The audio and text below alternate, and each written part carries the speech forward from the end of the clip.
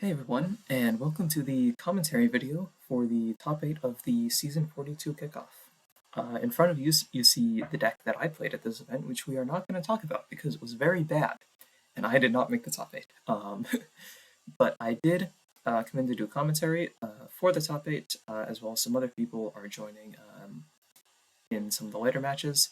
Uh, I was a bit I did forget to turn on the audio for the co-commentators in the quarterfinals, so you won't hear them come in until the semifinals, but that's relatively quick in the video.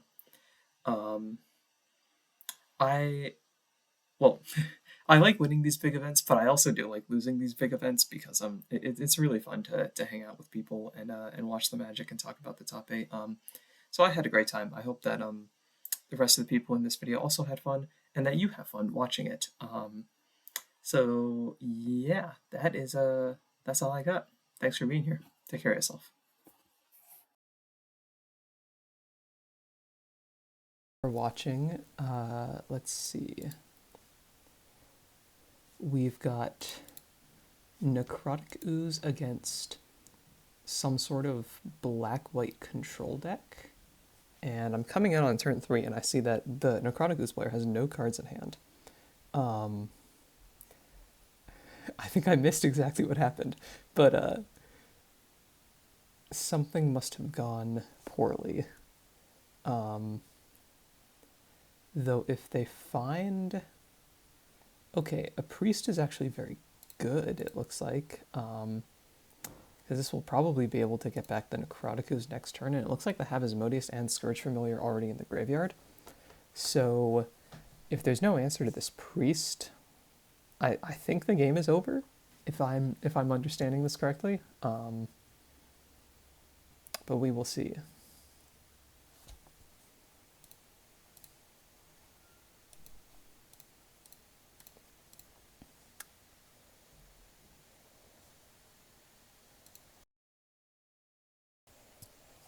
Soul Talisman. Interesting include there. I wonder if this is like a United Battlefront deck. Because I'm noticing that all of these cards can come in off United Battlefront. That would be kind of interesting. I haven't seen what sort of decks people are on, so I'm not 100% sure, but that would be cool. I like that card.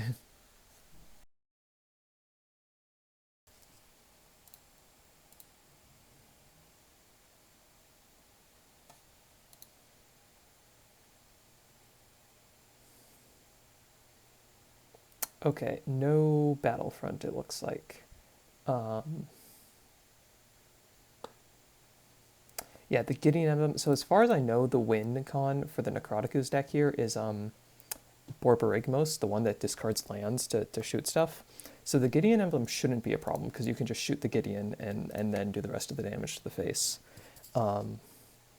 Assuming that's still the win con. That's what I last saw.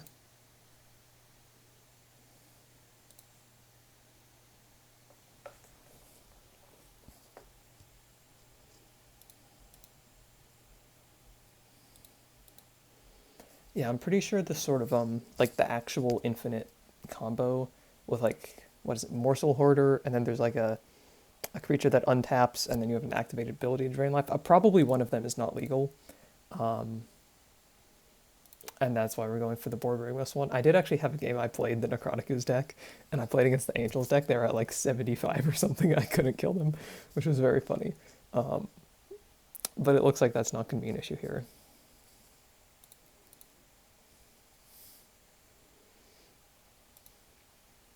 Yep, so here's the Necrotic Ooze. And because they have 3 mana untapped, because they got it off Priest, they'll be able to activate it right away. And it looks like this is going to be the game. I have to imagine they can win from here.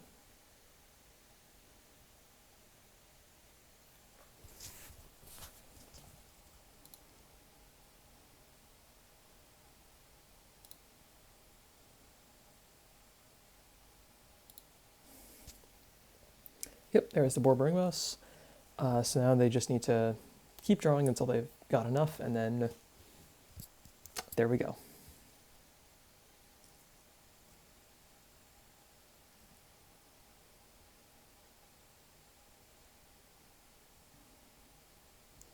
So that's game one. Game one is probably very good for the Necrotic ooze deck because I'm imagining this sort of black-white deck. Like, cards like Gideon just don't really do anything here.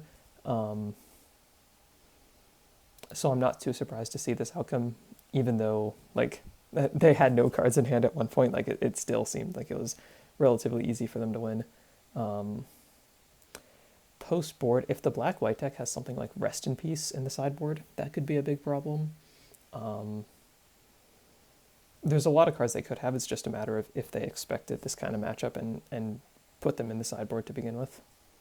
So we will see.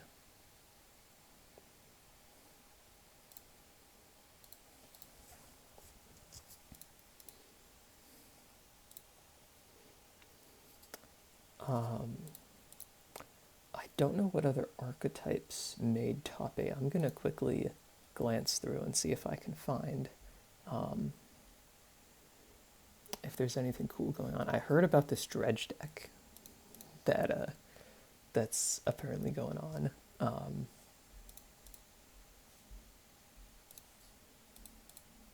What else have we got?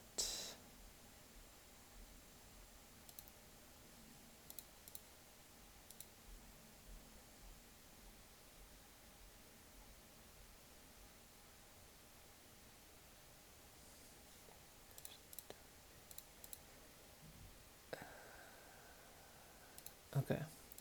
So it looks like the rest of the top 8 is Bant, Nadu, Dredge, Humans, Nadu, Anvil Colossus. Oh, that's cool. And Angels. That's a pretty diverse top 8. That looks good.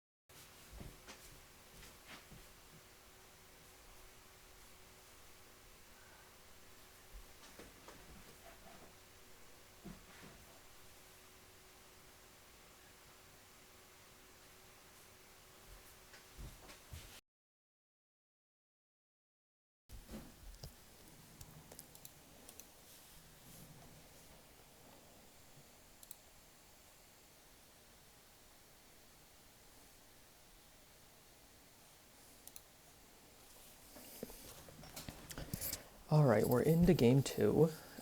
Let's see what we've got.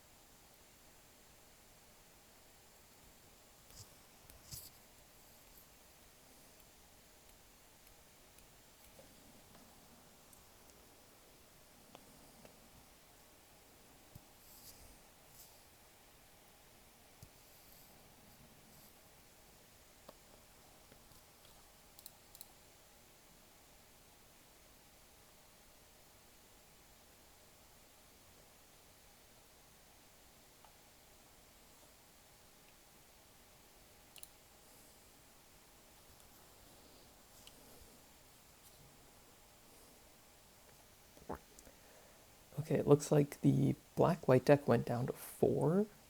I'm going to assume that that's because they're looking for like a Rest in Peace or something, like some very powerful card.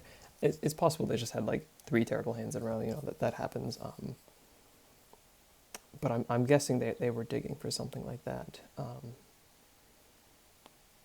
Let's see what they have. At least a duress or something, yeah. Oh, they weren't doing great. Okay, it looks like they actually just got terrible.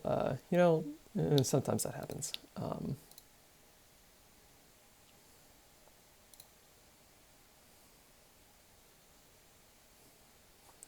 Okay, we can see the hand here.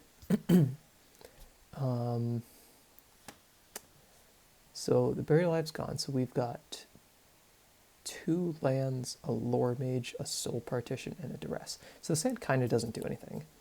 They've got a Duress. So the black-white players, M-Dog's not really going to be doing anything either. So this game might go on a while. Oh, and their Duress whiffed because they're just on 2 lands. Honestly, that's fair. Like, I support that kind of thing.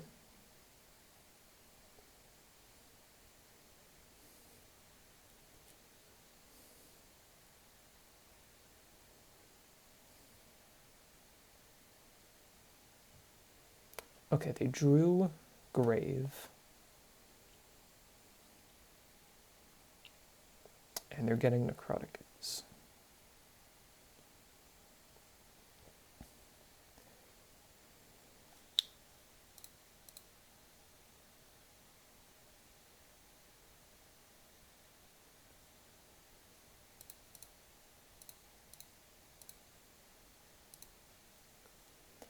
Looks like Soul Talisman was the pickup.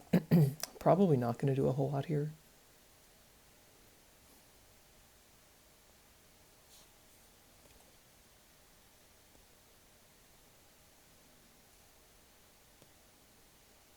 But it might, honestly. I mean, this game is probably going to go on for at least a few more turns, so if they draw like an Elspeth or something, the Soul Talisman could actually be pretty relevant.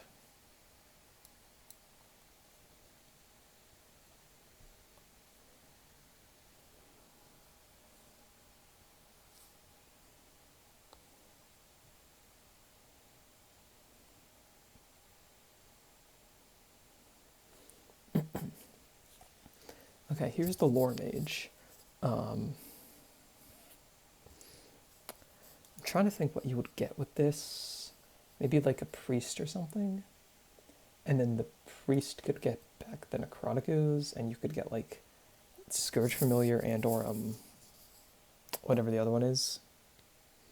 Okay, they are getting Priest.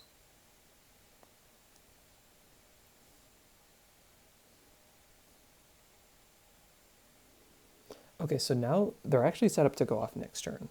Because the Priest can get back the well, no. Right?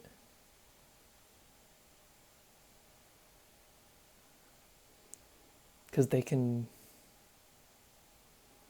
get Asmodeus with the Lore Mage and then draw 7. But they don't have a discard outlet. Or they don't have a way to get the Scourge Familiar as well, I don't think.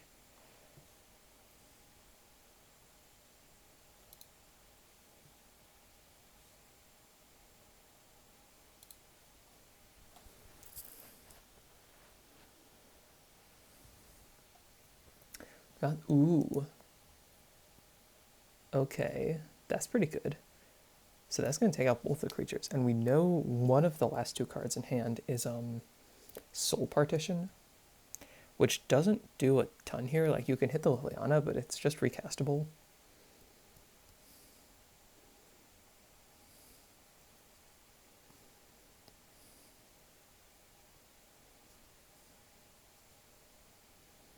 And this, honestly, like, the way this game is looking, I think the black-white player is in a pretty decent position because the Necrotic Ooze player is going to need at least 1 specific draw, but probably more because, well, I guess Buried Alive can do it.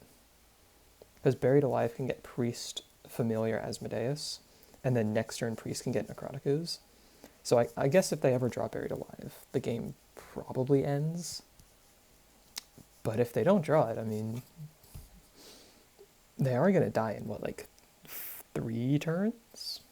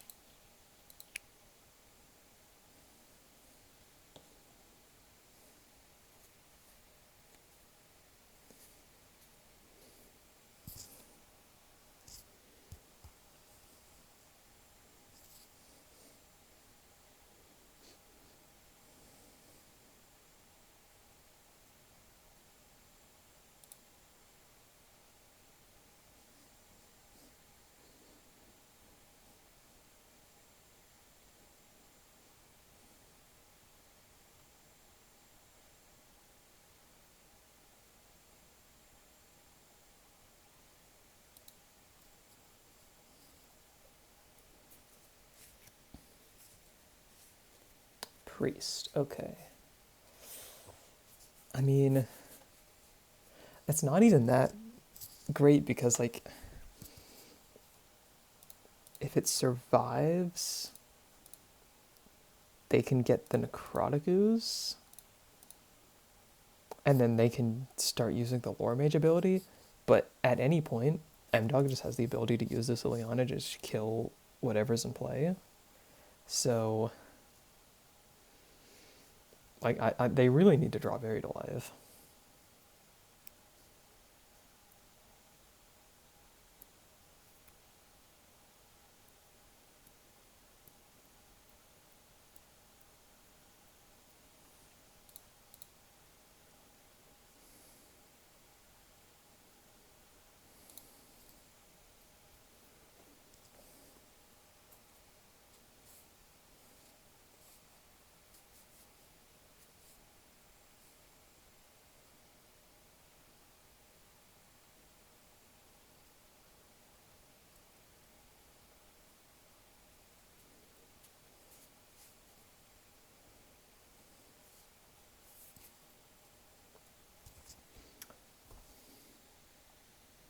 So Kaya is going to 0 to take out the priest. Um,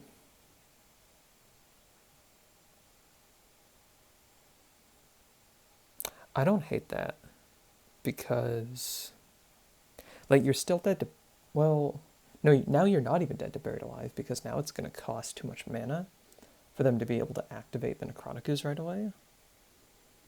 So I do actually like that play. That seems right to me.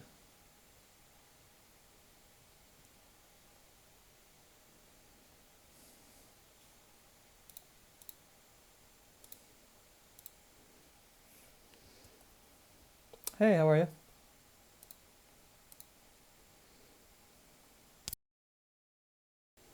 I heard I heard a rumor that your deck was very interesting.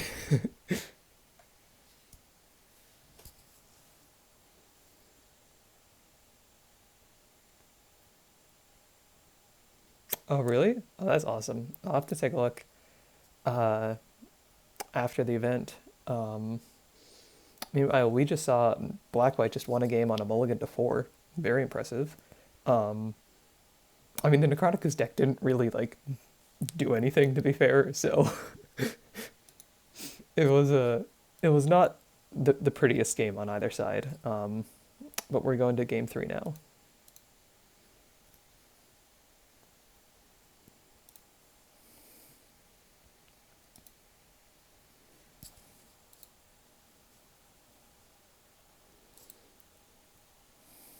Looks like the other 2 matches are still going. Um,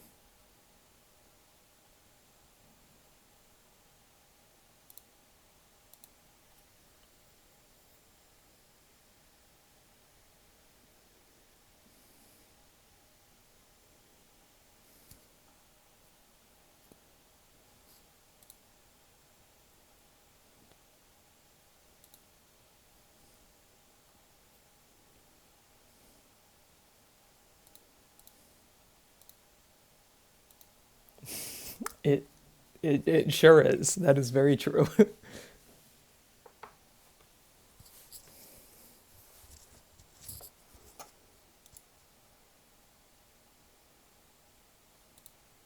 Yeah, I'm not sold. I mean, maybe I don't know. Maybe it does something.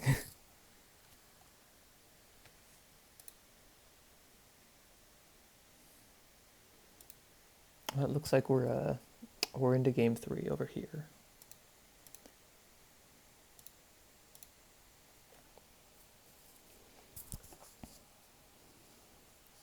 Game 1, uh, I joined a few turns in. The Necrotic Ooze player had no creatures in play and no cards in hand, but they had cast the Buried Alive to get everything into their graveyard, like the Scourge Fiend, Asmodeus, everything, and then they just top deck the Priest and use that to win.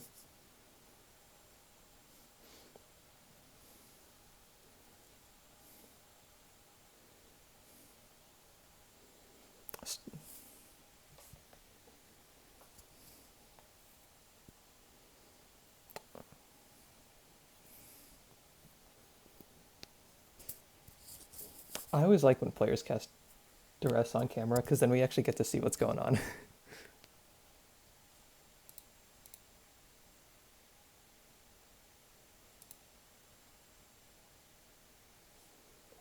Yeah, we can see it looks like the hand was 3 Fetid Heaths, a Sanctifier, Onvec, an Elspeth, and a Soul Talisman.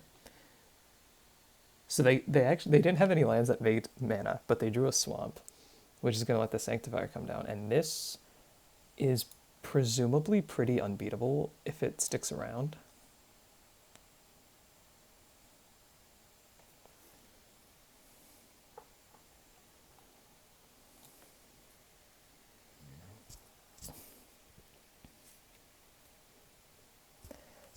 We did see they had Soul Partition in the hand last game, so that's an answer. But it only gives you a 1 turn window because then they just recast it. So if you're gonna do it, you have to be really sure.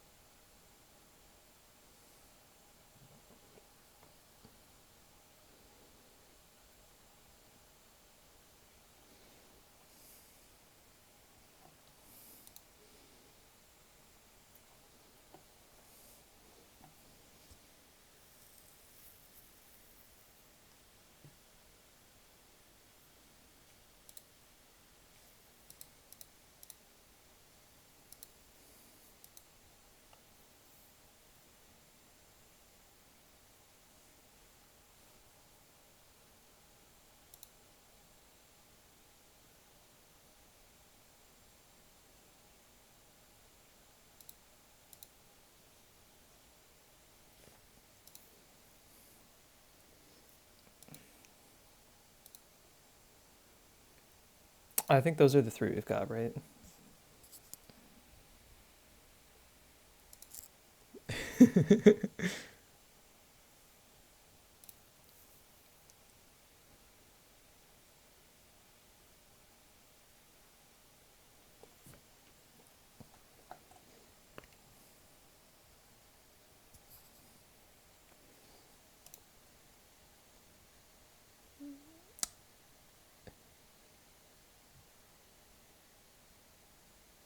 We getting something? Okay, we got a spell.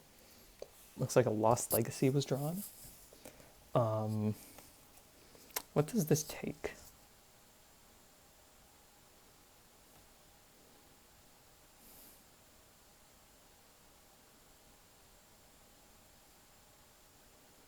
Yeah,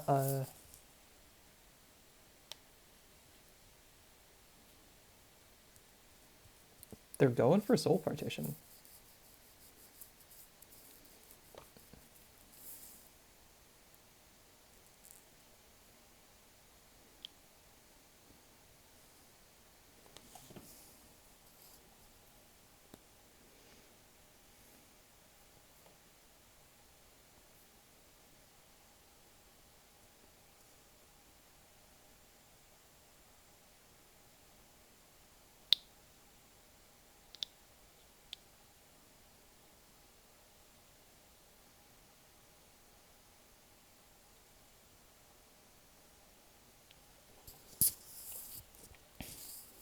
That's true.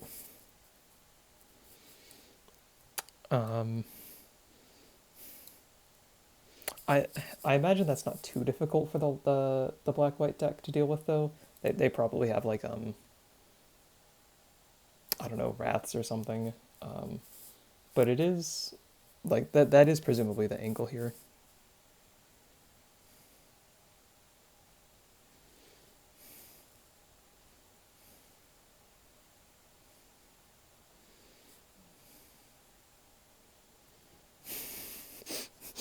And just go.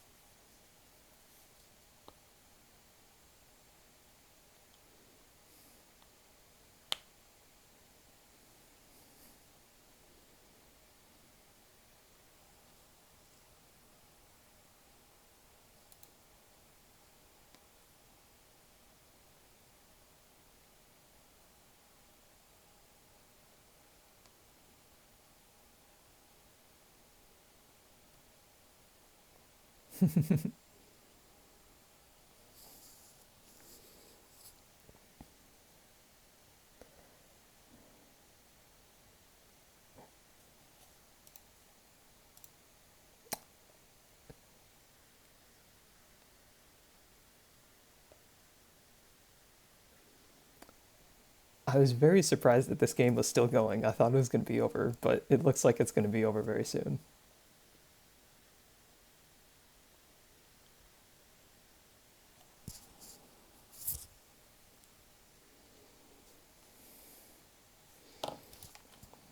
Let's check what game this is.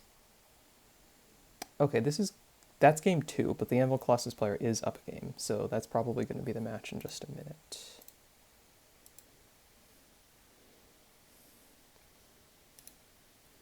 Meanwhile, we see M-Dog is down to only 1 card and is taking 4 a turn, so they are on a bit of a clock. This is not nothing.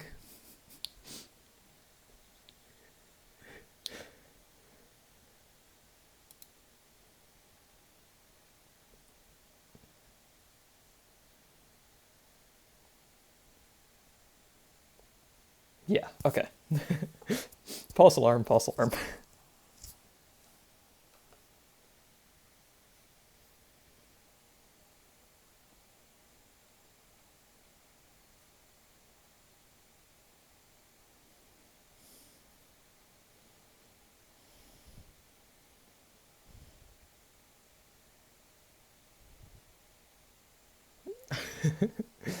Yes.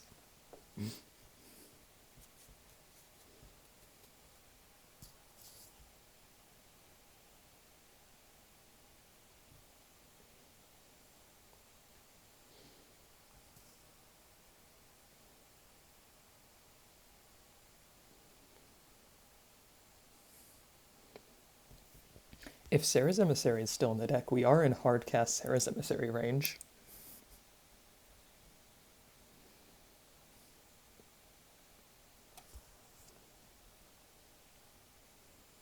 True.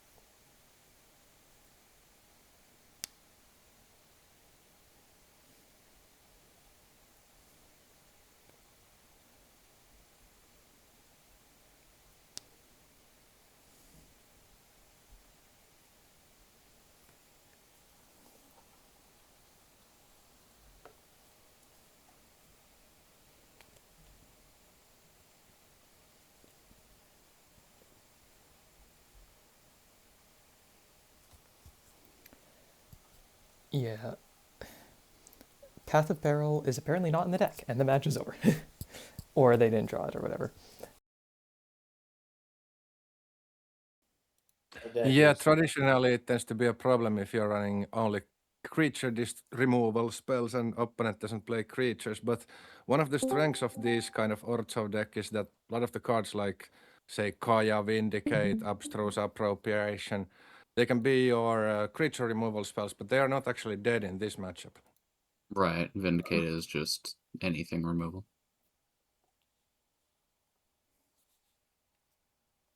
Like we might see a Vindicate on this tap land.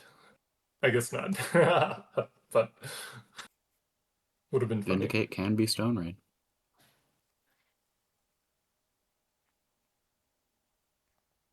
What? A Johnny Outland chaperone has joined the party. I have never seen this card. This, I believe I played against once in Limited. Well, it's 3 mana, make a 1/1 for now, and on Depressed Duck's side, there is a semblance anvil coming down here. It does nicely against a Colossus, right? It just blocks it and makes grows in loyalty. Yeah, And then it's true. eventually a super United Battlefront. Non-land permanents also gets creatures. Ah, okay. United Battlefront Plus Collected Company. Yes. And so what is this Semblance Anvil? So Semblance Anvil is a 3-mana artifact. You imprint a card to it, and then all of your spells that share a card type with the card cost less. So I the see. goal of the Press Ducks deck is to make all of their eggs free, so like Alchemist's Vial, Golden Egg, etc. And then once you have enough non-creature artifacts in play, your Metalwork Colossus is also free. There's also some combo loops involved here where you can go infinite with the Scrap Trawler, but that is the core of the deck.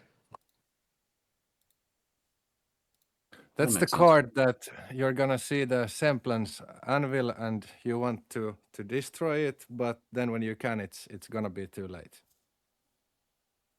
At least with Sorcerer Speed removal. In previous games, I also saw Depressed Duck have Mystic Forge, the card that is Future Sight for colorless and artifact cards. Oh yeah, Mystic Forge. That gets played in Legacy, doesn't it? Yep. Of course, they have Moxen, but Yeah. All right, so interesting point of order here. Dam will clear up the Colossi, but Altar of Dementia is going to mill M-Dog for 20 here. That's decent. Yeah, you do that 2 more times, and I don't think M-Dog can win the game before losing to decking.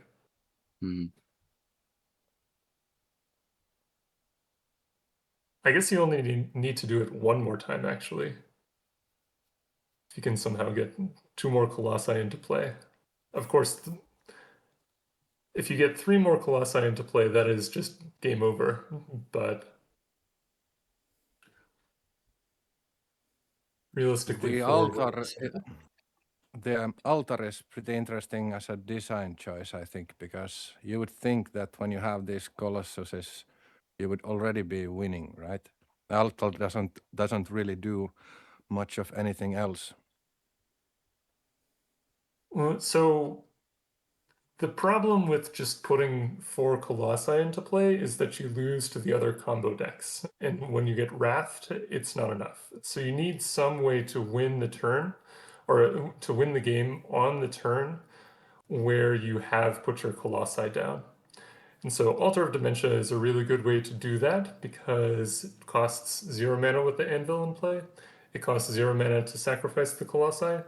And you don't necessarily need the like an infinite amount of stuff in order to. Thing is that infinite amount of stuff also turns into infinite free colossus. Yeah, but none of them have haste, right?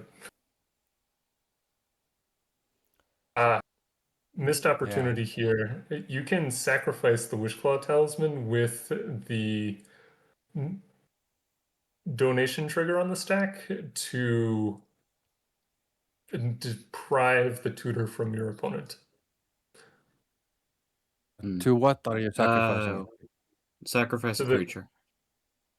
So no, Metalwork Colossus allows you to sacrifice 2 artifacts to return it from your graveyard to the hand. So in response to the Wishclaw Talisman activation, you can sacrifice it to the Metalwork Colossus, and then that does 2 things, of course. First, it denies your opponent a demonic tutor, and second, it gets you another 10/10. Yes. Oh, Ichor Wellspring isn't in the format. Nope. We make do with what we got. Yeah, I haven't followed this in a while, and I barely followed it back, I think, at Final Fantasy season. I mostly just play Pauper and Proxied Legacy. That's fair. I mean, if you want a good place to get legacy adjacent stuff, you get to play with the broken cards, but not, mortgage your house. Right. PD is the best. Yeah. I was playing Pioneer for a while. And then it died. Yeah, we finally shut down the Pioneer night at the LGS because it was a weekly turnout of 4 of us. Sad. I actually looked at my old LGS's website after having not thought about it for about 4 years. And apparently they just have Commander now. Yeah. Used to be they used to have a 10 proxy legacy modern F&M was draft. And then Saturday was either Pioneer or Standard, whichever one happened to be doing better. At one point, they had Sweaty Modern that was $10 buy-in instead of $5.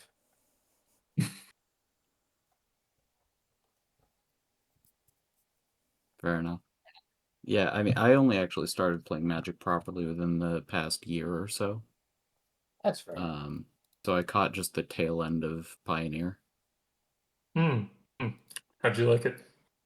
It was fun. It was a good time. My only games on Magic Arena were the process of building and then playing for about a month the Arclight Phoenix deck. Mm-hmm. And then I've got in paper still Mono Black, Control, like 4 Thoughtseize, 4 Lilianas, Bandit's Talent, Shrieking Affliction. Yeah, you might enjoy Charizard control deck that MDog is playing now. Yeah, I might have a couple of the cards on Magic Online because I think I grabbed them a couple seasons ago. I think with Dark Ritual legal, you could definitely build some kind of discard deck in Penny Dreadful now. Do we have rack effects? I haven't checked, but we usually do have. Yeah. Also, I think last season we had Waste, not... Oh, really? Because I got 3 of those for the paper deck, and they were like $15. Paper prices are very different to a Magic Online prices. Yeah, $30 gets you like 10 decks in PD. Infinite. No, I picked up my deck that I played today this morning, and it was 50 cents. Beautiful. All right, on MDog's side, we have an activation of Wishclaw Talisman. I bet. Okay, so the Gideon now now actually stops MDOC from losing to decking out. Yes. However, usually, in addition to the Altar of Dementia, these Semblance Anvil decks play a Mortar Pod, I think is what it's called. It's a 2-mana equipment that's a living weapon that gives whatever it's attached to sacrifice deal damage to something. So in addition to milling your opponent out, you can deal infinite damage. It takes a lot of clicks, but it is possible. It indeed takes quite a lot of time. Yes. Oh, that Gideon emblem just exists for 3 mana. I was not aware of this card. It's a banger. Yeah. Yeah, I like it. It's, obviously answerable being a planeswalker, but, yeah. It's pretty cool in the sense if you have a sort of a creature deck that doesn't have natural answers to a lot of the combos, a lot of the things, it works as a thing that can actually do something. Yeah, it's like how, all the like stacks effects in Commander mostly only affect decks that aren't doing stupid things. However, we see an Aetherflux Reservoir from Depressed Duck here, so that'll handle the Gideon pretty easily. Yeah, it should Especially have with- damage. 50 damage to the Gideon easily. Yeah, I mean, basically, there are 2 active Wishclaw Talismans in play here, and 2 Metalwork Colossi in the graveyard. So But you we can didn't actually use last time. We didn't actually manage to use that interaction correctly. That's true. Well, if we wait out 48 more turns, Gideon could survive a Aetherflux activation. He pluses every turn. Well, actually, Gideon +1 would stop the Aetherflux in theory. No, you just do it in response. Yeah. Yeah. Actually, no, that's true. If you can't activate the Aetherflux this turn, then the Gideon will stop the Aetherflux. Nah, you just do it on upkeep. Oh, right. Yeah. So. Is there anything that gives Planeswalker abilities instant speed? Like, not necessarily in the format, but does that exist in Magic? Yeah, there's a Teferi that can activate at instant speed, and then there's another Teferi that gives other planeswalkers the ability to do that. 3 fairy? As well. You could conceivably play something like Stony Silence to stop the reservoir. Pithing Needle. So this is the first games, probably not. Yeah, and I'm looking at the sideboard here, and it's not looking good for M-Dog. Like, probably the cards that are best here are Duress, Silence, and Ethersworn Canonist. I guess Heliod's Intervention is pretty good. Void Council's Mirror. Judgment is fine. No Void Mirrors. Oh, I No thought he had it. He was restriction. talking about it earlier. Yeah, I also thought so, but it turns out, nope. It maybe would not have been so great because there are colored mana sources. Well, the thing about Void Mirror in this deck, or against this Anvil Colossus deck, is once the Semblance Anvil comes down, you cannot pay any mana for your eggs. So they do just get countered. Right. Right. Oh, Press Duck doesn't see it. You Wait. can loop the Yeah. Metalwork Colossus here to gain enough life. The way you loop the Colossus is you sacrifice the one in play to the one that's in the graveyard. And then you're going down one artifact to recast the Metalwork Colossus here. I think probably Duck could have done that enough times to get up to 100 and ping down the Gideon, ping down M-Dog. If you hold priority on the storm triggers, you'd get n squared life, which you have definitely 10 artifacts. That would give you 100 life, yeah.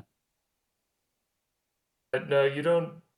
You can't do that because Colossus Oh yeah, doesn't Metalwork have is not instant speed. Yeah, you're right. But you would I'd gain still give you enough. like 50. Yeah, it's I mean, very easily it's enough.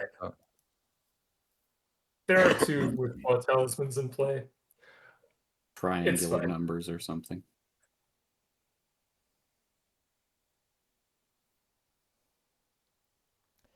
I do want to take a moment, just so we have a this game is probably over, to mention one, I am recording right now. So if anybody doesn't want to be in the recording, just let me know, and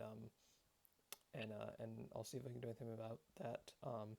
And two, from the other match, we have an update. It looks like Hajira is up 1-0.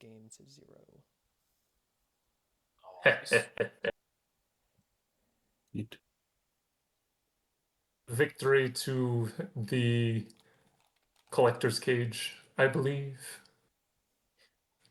I guess I will be permanently on saying that I think the just straight blue-green landfall Nadu deck probably is the best idea, but I've been wrong before. It's very possible. I'm building nearly mono white Nadu just because it looks like a fun idea. My thoughts is just you have Genomorph, Pummeler, and Springheart Nantuko. So why not just go all in?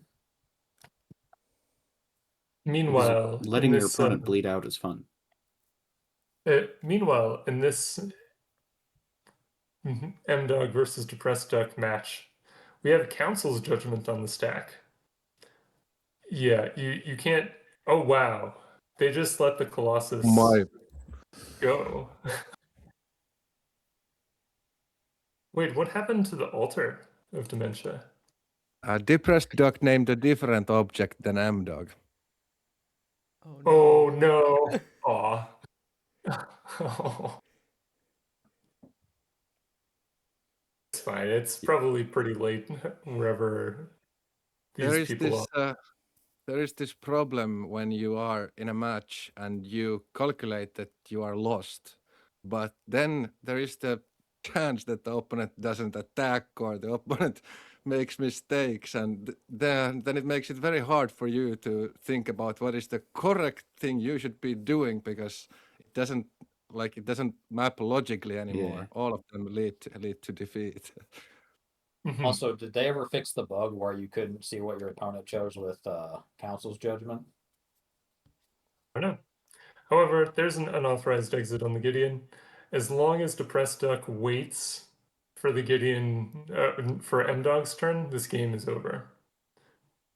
Nope. Oh no. Well, he'll Okay. still die to state-based actions on upkeep, wouldn't he? No, because it prevents all damage, so it never dealt damage to begin with. Exactly. Oh, yep. It's fine. They can still win, right? They can grab another Colossus with a talisman and then go. Do some yeah. roots. There's also 3 Mystic Forges in play. So Depressed Duck can effectively cast their deck. So M Dog's probably going to have to explain what the Gideon here.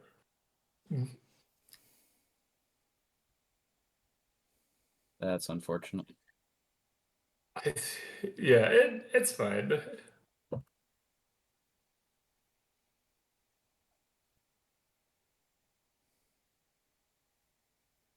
So while they're figuring that out, taking a look over on the Nadu Mirror-ish match, Hejira and Sakrator are actually at card parity here, despite Hejira having an active Hex Parasite and Sakrator having none, due to the 2 Enduring Innocences. Of course, Hejira gets to draw more cards whenever she wants, and Sakrator has to pay mana for such things, but it is kind of interesting. Hejira, notably, only at 6 life.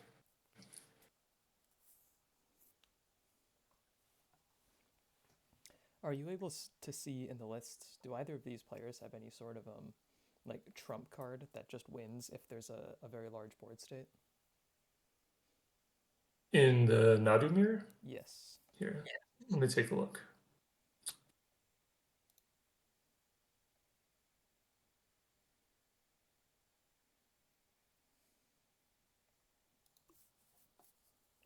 Maybe we could jump the footage to the Nadu mirror for a while. Okay, yeah, we can take a look. Let's see. The Oh, trump M-Dog card. wins. Wait, M-Dog what? Wait, Was that just a All right. shame concede? possibly a frustration concede. Okay.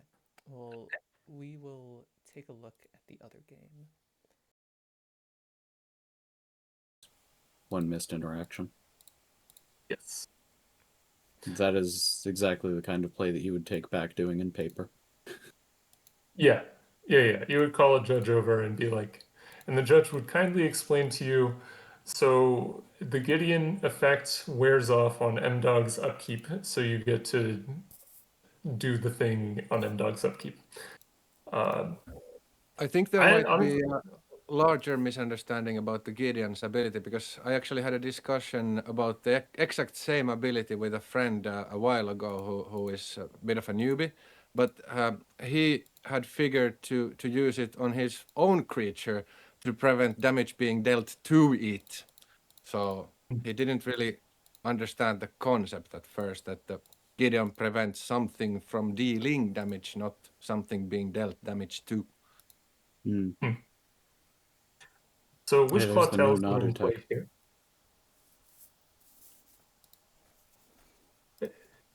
Whoa, love it. Metalwork Colossus. You don't quite have enough to cast the second Metalwork Colossus, but 10-10 on turn 3 on the play is no slouch. And notably, Depressed Duck does need to win this game quickly in order for it to work, as they only have 10 minutes and 40 seconds on the clock.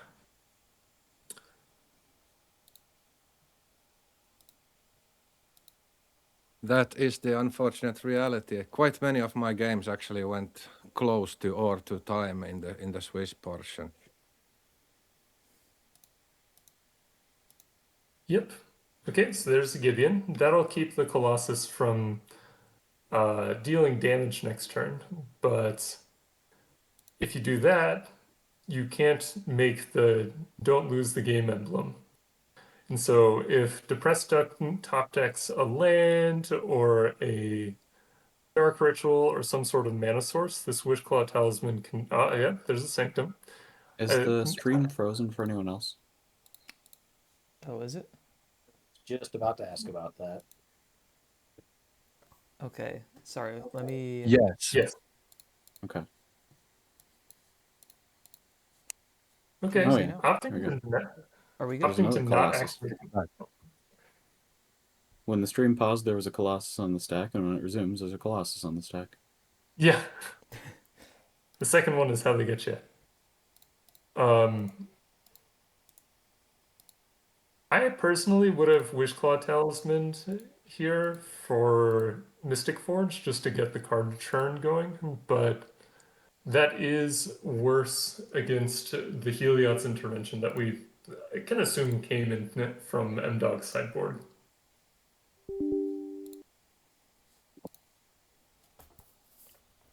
I wouldn't be surprised if we saw land Elspeth here. Just clean the Colossi off the board. Some very interesting card choices in MDAX deck. It's really not the usual Arts of Control deck. I like the Gideon. I think one of the big issues with the Orzhov control deck. That's so fun. I'm not talking about the Gideon, I'm talking about the Talisman more so. Mm-hmm. So The Gideon Super friends? actually Orzhov the Gideon Super actually Friends? Arts of Control, or you can call Super Friends. Sometimes there's quite a lot less planeswalkers. It's maybe only the Kaya or maybe an Elspeth or something like that. But actually, this Gideon in previous seasons when I've played the deck has been like a real revelation. It really works very well for the deck because it works on multiple axes. Like especially these control decks are often problematic, and it's a good card against them, while still being a good card against the creature decks and the control decks. Also, just gives a clock.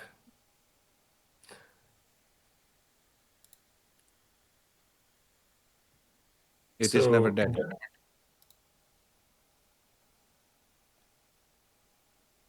Meanwhile, on the Nadu mirror match, a 5/6 double strike Nadu is swinging in here, with Collector's Cage able to pump it up into a 6/7. Notably, Sacritor is at 12 life. So, chump blocking the Nadu.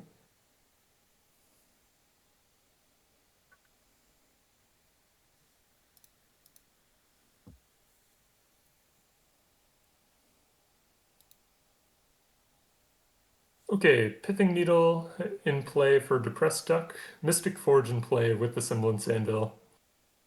Oh, interesting. So M-Dog did not make a Gideon emblem. So the Pithing Needle is able to turn off the ability to have that you can't lose the game, your opponents can't win the game emblem.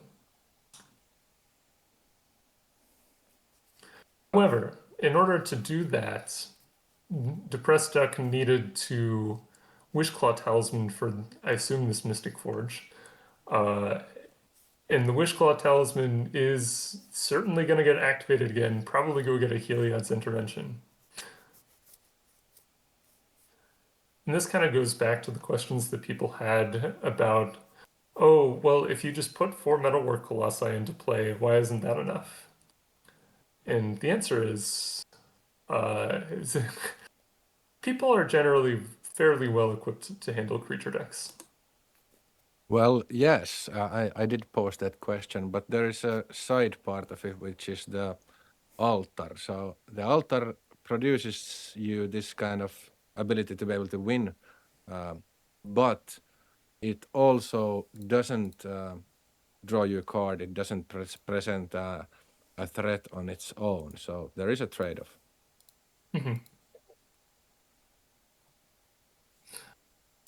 Yeah, I mean, the nice thing is that you need to exile at least one artifact to the Semblance Anvil to get the chain rolling.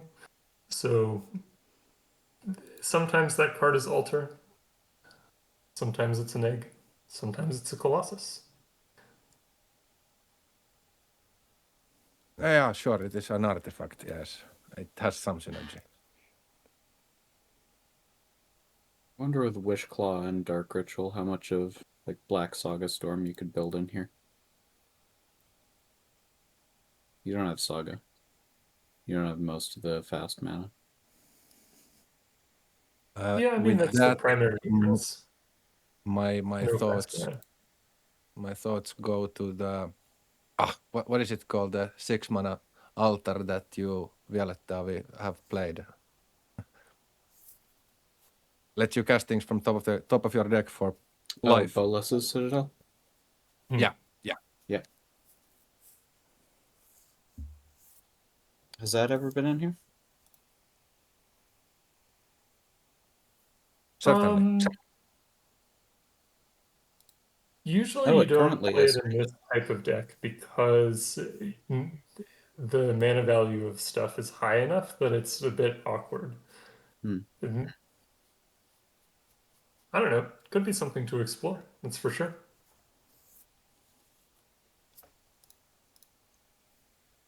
Meanwhile, in the Nadu mirror match, a Court of Calling X is equal to 2 has gotten a Volatile Storm Drake, which stole the 5/6 Nadu Winged Wisdom. Wow. Scenes.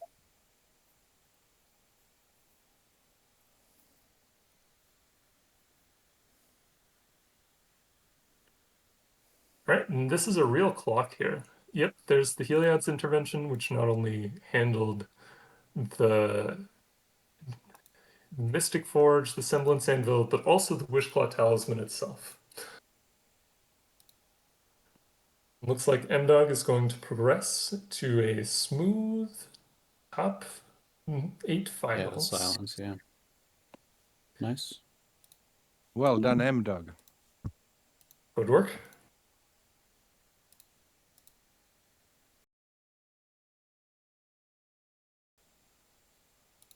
Oh man, I seriously punted that first game. I thought the the Council's Judgment was like an O-ring type where you could respond to it an ETB. It just mentally I thought it was an O-ring.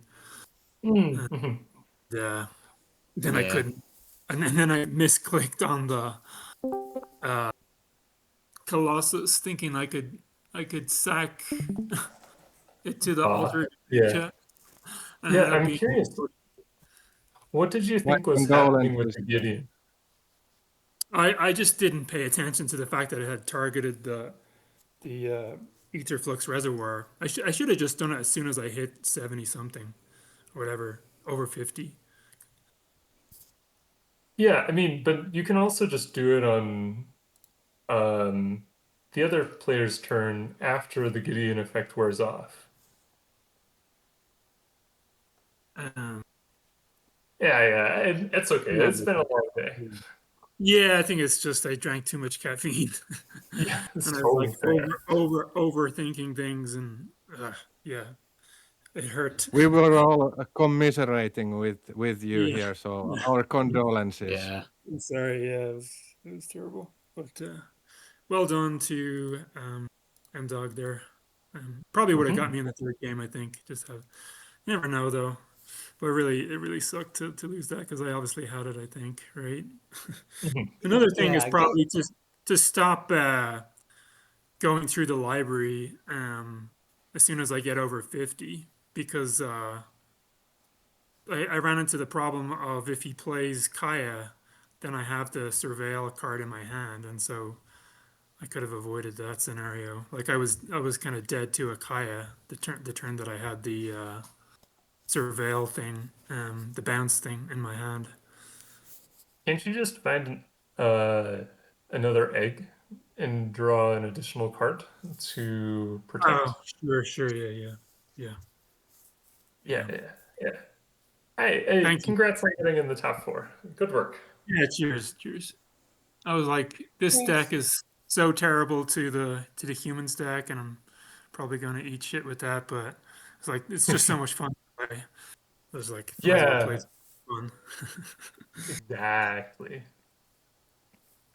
Yeah, like mainboard Sanctum Prelate, probably Thalia's Yeah. there. Oh my God, Thalia's and even the Peacekeeper, like all of those make it so hard. Well, and they just have a fast clock. Yeah, Like, yeah. like I was Or it's even actually a little good. I was actually a little concerned looking at my sideboard for games 2 and 3 because it's like Ether Sworn Canonist. Each player can only cast one non-artifact spell each Oh, turn. really? I Oh, well, didn't that's okay. I notice. have Lost Legacy. Yeah. You know, you just choose a non-land, non-artifact Oh card my name God. and search the Wow. library and Wow. It's exile not an them. artifact. That's crazy. Wow. There's no reason for Lost Legacy to say non-artifact. It just does. Yeah. It's That's always crazy. the pause that gets you. It's like they cast a spell and they're like they pause. So it's like, oh my god, I can't choose an artifact. That's when you know they messed up all the time. There's another one that was played against me actually. It costs the same, and it does it for a creature, I think. Um, Oh Yeah, yeah. it's Oh, like there's a really cool one called The End that's just 4 mana to exile a creature, yeah. and then you kind of surgical extract it. This game though is kind of going crazy though. With that's a Pippin, right? Yeah. So kind of interesting choice here. If Sacritor gets in with the Enduring Ideal or Enduring Innocence, Hejira can kill it, but then the Innocence comes back flipped and as a new permanent, and Sacritor can draw another card, potentially digging towards an Imago to start chaining together with the Nadu. So I How do wonder we if draw you a card from a ever. dime? Yes, Halfling. Well, it won't be a creature when it enters though. Yeah, it comes back just as an enchantment. Oh, you wouldn't draw a card from it coming back. You would draw a card if you have another mana dork in hand that you can then deploy. Oh, because of the once per turn clause. Gotcha. Yeah. Exactly. You would draw a card if you would have an enchantment version of Enduring Innocence. When it comes back as an enchantment, then it still triggers as a creature when it comes into play. If you had a second one, yeah. Yeah, that sounds right. Alpina. Oh, is it So- Birds of Paradise gets protection from creatures? No. They're That's just what gonna I hold would up do. the Pippin for removal and just swing. Maybe if it gets double blocked, then they give it pro creatures. We'll have to see. Oh yeah, Alpina's only legendary anyway. Yeah, the Collector's Cage is instant speed activation, though. So probably the Collector's Cage targets the Bop to take down the Nadu on the other side of the board. That's huge here, by the way. Oh, wait. Pippin can't do anything. There's a Linvala in play. Ah, you're right.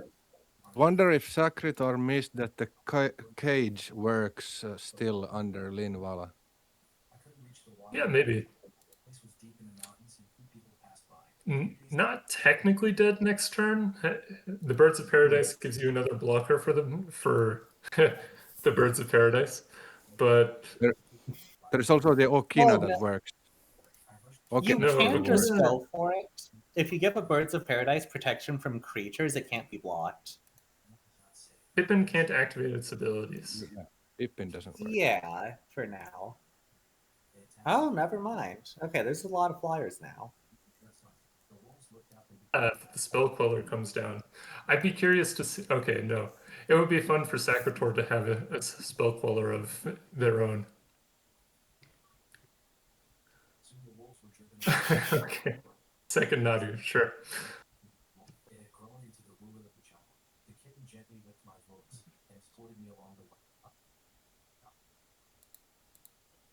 Doesn't do too much here. The birds of paradise seem menacing. Yes. And because Sacritor gained 2 life here, the birds are not individually lethal by themselves. Nadu is a phenomenal draw, though, because the Collector's Cage triggers it and the Okina triggers it. So I That really wonder, nice. do you just attack with both Birds of Paradise to like put the counters on something else? Maybe this Storm Drake, and then attack with all 3 flyers? Yes. Yeah, you can't afford to trade the Linvala. Not, because then the Pippin just kills you.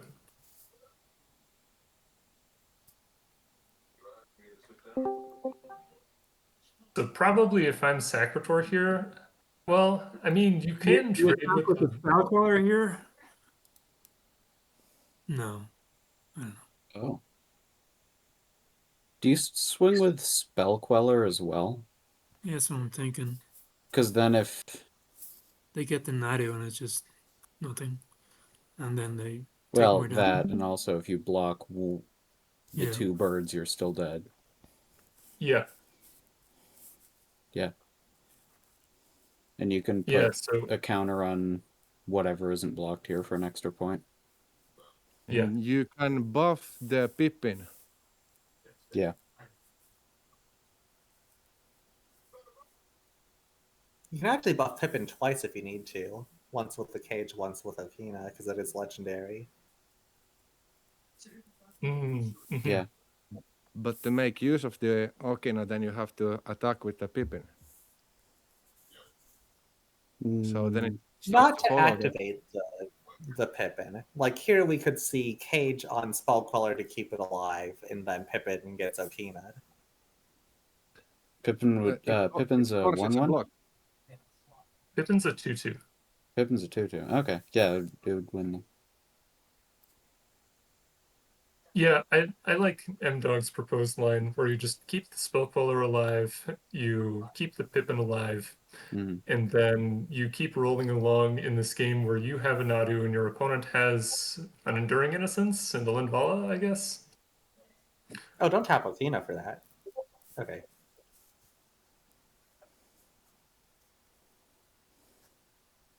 Find another land. I mean, the secret out here for Sacritor is this Fabled Passage. It's gonna find a mountain and cast a Price of Progress. Why didn't we buff the Pippin? Maybe he wants to hold up another. Must have mana for something like holding up a second spell queller.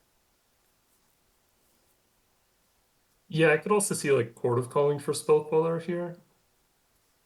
And besides, the Linvala is not dying, so the Pippin is currently a 2/2 Vigilance with no other text. And Ward 1. True. Oh, that's a big one. That takes down the Birds of Paradise if it resolves. Yeah, I think not using the Okina there showed like spell queller or something. Sure.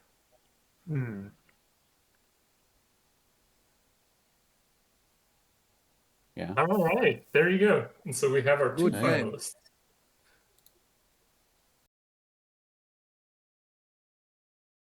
Channel your attention to the game currently in progress. We have a Hex Parasite on the Nadu player's side and a Porphyry Nodes in response from M-Dog.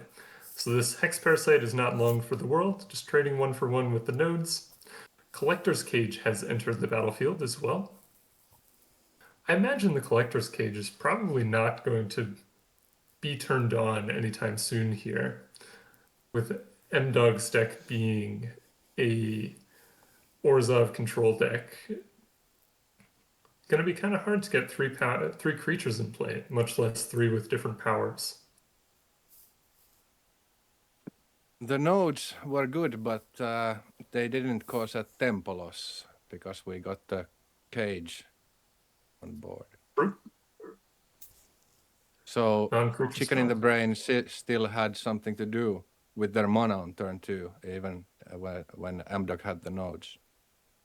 It still appears to have caused a bit of a tempo loss, though, because presumably Chicken in the Brain wanted to deploy this delighted halfling on that turn to ramp up to the 3 mana to get up to the Nadu, but was unable to because of the nodes.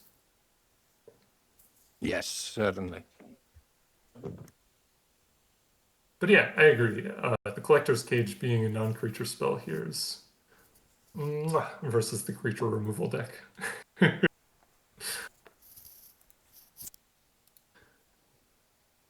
wonder, if you have a Nadu here, do you cast it and just accept that it might get Wrath of Godded?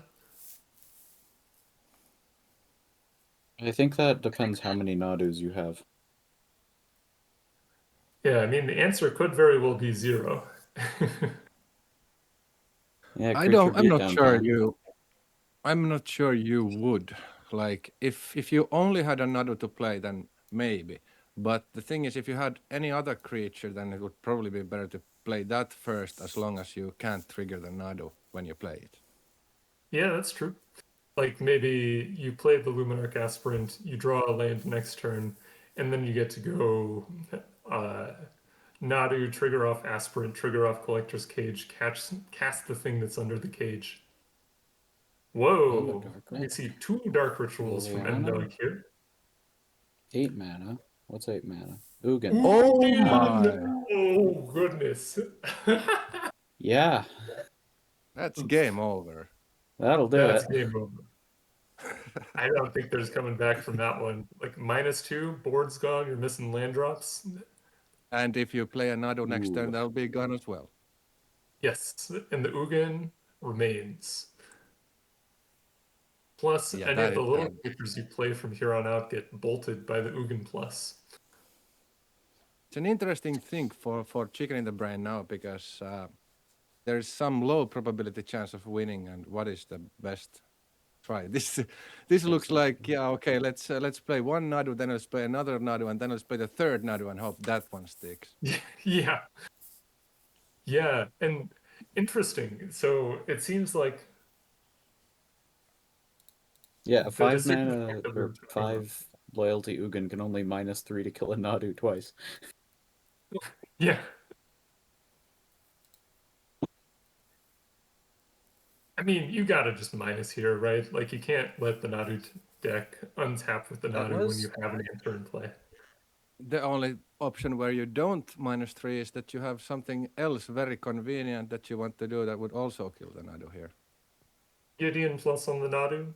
Don't do that. That's a I- really bad idea. No, I guess this is also the only Nadu, because if Chicken had 2 Nadus the previous turn with the halfling, surely you just run one of them out into removal to bait for the other one, right? No, Yeah, I disagree completely. That's exactly what I said then, that you would still prefer to not play the Nadu, even if you had 2, because you're not getting anything, any triggers out of it yet. Yeah, that's true. I wonder if M-Dog is considering not wrathing here. I think you just got to wrath, especially with you've got the Monumental Henge activation available. The Ugin is going to be able to plus and not die to the next Nadu. It won't be able to wrath the next Nadu, but it won't die. I mean, I think it was very much conceivable that if you had another way to kill the Nadu, you might have wanted to use that. But there was no conceivable way to let the bird live. True. Yeah, that's an excellent point. Like, we might see some sort of there's like the 4 mana Abstruse Appropriation card, exile a non-land permanent, you get to cast it. Nah, we're just seeing the activation of the Monumental Henge. which pretty good here. Now, Whiskervale Forerunner is kind of like a Nadu. If you target it, you get a mini collected company every turn. And so you do need to handle this. Also, crucially, has the 4 toughness, so the plus Yugin doesn't kill it. Yes. Wow, just like So Nadu. chicken in the brain is truly fighting, presenting like this is the this is the way you present so many problems that hopefully one of them is enough. That's the way she's trying damn. to do it. The Unfortunately, other possible way could have been something like you try to build up a density of threats and then, but yeah, I mean. They're all very, very low probability ways of winning it when the Yugin hits the board. Yeah. The turn for Ugin, not a whole lot of counterplay you can have into that.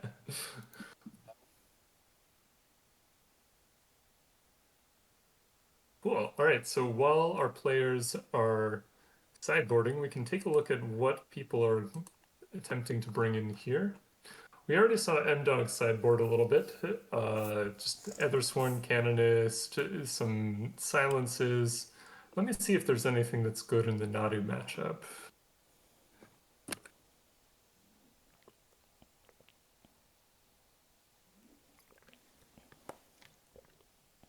This feels kind of like an awful match for You're Nadu. probably looking at more Wrath of Gods if possible. Yeah, so from the Black-White Super Friends deck, we've got Duress, Lost Legacy, Sanctifier, Silence, Council's Judgment, Ethersworn Canonist, Heliod's Intervention, and Porphyry nodes. I imagine the Council's Judgment and the Porphyry nodes come in, but everything else probably stays out. Yeah, I think so too. You probably board out the Duress. Maybe you board out one of the 3-mana Johnnies. Duress, absolutely. Yeah, it is close to useless, I would think. Yeah. Then from the Nadu side, we've got another Hex Parasite that probably comes in. Like the way you win this game is by getting a Nadu and a Hex Parasite into play. Yeah. There's also Sanctum Prelate and Thalia in the sideboard, as well as 2 Spell Pierces. So probably 5 cards coming in here if I had to guess. Spell Pierce is absolutely huge. Yeah, imagine your opponent goes Ritual, Ugin, and you go Spell Pierce. That is nice. There are 2 Savage Swipes in the main deck, so those probably come out. You do want to cut 3 more cards for those that you're boarding in again. Or maybe you don't. Definitely the Savage Swipe for Spell Pierce swap happens. Yeah. What were you thinking about the Sanctum Prelates? Yeah, I'm not entirely sold on that one. I think it's more of an anti-combo card, and the fact that it gets, Wrathed and Ugined away, and honestly, Thalia might just be better than the Sanctum Prelate in this matchup. Oh, Thalia is great. You absolutely want Thalia. I was thinking about the Sanctum Prelate that you could think about it as a Wrath Protector, but then you run into the problem that the Wrath in question is Damn, and it doesn't actually stop Damn. So what is it even doing at that point? Well, you could put it on too if you don't want to cast half your deck. Yes. All you need is the Hex Parasite Nadu. That's a 1 and a 3. Oh, well, it's only Hex Parasite Nadu. Yeah. Okay, here we go. Now we require a small bit of luck. This is only 4 activations, so we basically need another creature. There's Not really. Probably another creature in hand. So if you hit a couple lands, I mean, if you can get another creature on board now, then you have so much more card draw than if you can't do it on this turn. So also remember that you can activate on M-Dog's upkeep. So you actually get 8 activations out of this Hex Parasite before it goes away to the Porphyry nodes. But you also just find a Birds of Paradise here, so now you and a Spell Pierce. now you have all the activations you can afford with life. Yes. Oh, but she Yeah, didn't. spell pierce. Technically still has them all. Okay. Well, Could've the gone Spell 2 Pierce more was on- drawn. Nadu drew the Spell Pierce here. Yeah. I imagine whatever is getting cast here gets countered.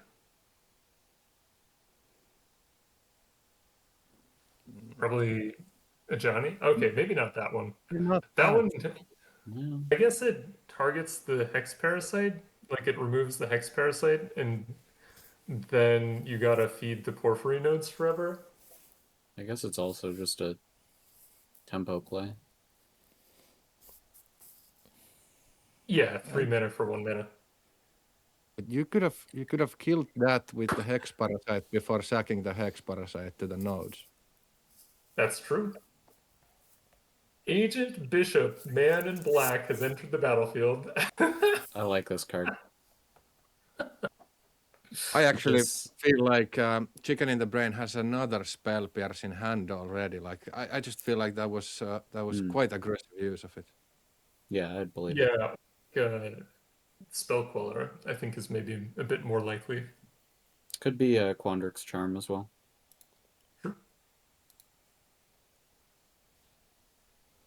Certainly some form of interaction. Wait, how did M-Dog gain a life? Am I crazy? I thought they were at 8 before. Oh no, they only took 7 damage. I see. So here's the second Ajani. There's the This second one, coming. yeah, Yep. second Spell Pierce. Dark Ritual to counter Spell Pierce. Quandrix Charm, maybe. Was the second Honestly, spell? it's fine to let this resolve. Like, You can still kill it, right? You can just use the Hex Parasite ability to kill it. yeah, you're kind of low on life if you do that. Mostly, you draw a card. And look, you draw another Hex Parasite. So Actually, yeah, two life is crucial because then Kaya kills you from 2 life. yes. Yeah. So I think you just draw this Hex Parasite, you flash in Malcolm end of turn, you attack with the Malcolm at M-Dog. Or maybe you attack with the Nadu at M-Dog, the Malcolm at the Ajani. Or honestly, you can ignore the Ajani here. If it pluses, it makes 1/1s, and then you don't have to play your own stuff. Also, if you want the Malcolm to trigger you, you can't hit a Planeswalker. True. Malcolm's ability only triggers when you hit players. Yes. You give up 4 damage to swing Nadu at Johnny? Doesn't look like it. I don't see the reason to. No, you have lethal next turn with this. And the Ayane isn't really doing much. And there's the Thalia, sure. That's the Talia, yeah. So now the Porphyry And Hex nodes Parasite. has to hit the Hex Parasite. But we can still play a land and a Wrath of God here, huh? True. I mean, is the Soul Talisman coming down this turn? Yes. So the Soul Talisman also lets you Wrath here. Yeah. Do you sack Talia here to have up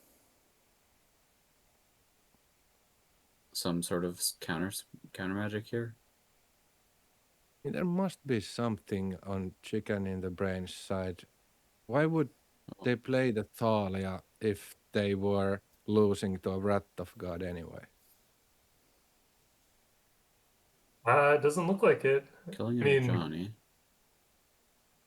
that means you're dead to both Wrath of God and Kaya. So I'm not sure about that one. Yeah, tapping that off. Seems very weird. Takes you off Spell Pierce. Yeah. Also, it lets them just kill your Thalia instead of the Parasite. Because it grows. Yeah, did you now actually even have to pay the tax for the talisman? No? No tax. No tax that's- because the Thalia is gone. Yeah, so that's extra mana even. I really think this is weird. No, but of course they didn't have the ability to choose here. But why was the Thalia played? So I like playing the Thalia. I like playing the Hex Parasite. I don't like killing the Ajani Outlander here, because it just increases the range of so many things that can kill you. Like, is this a Kaya?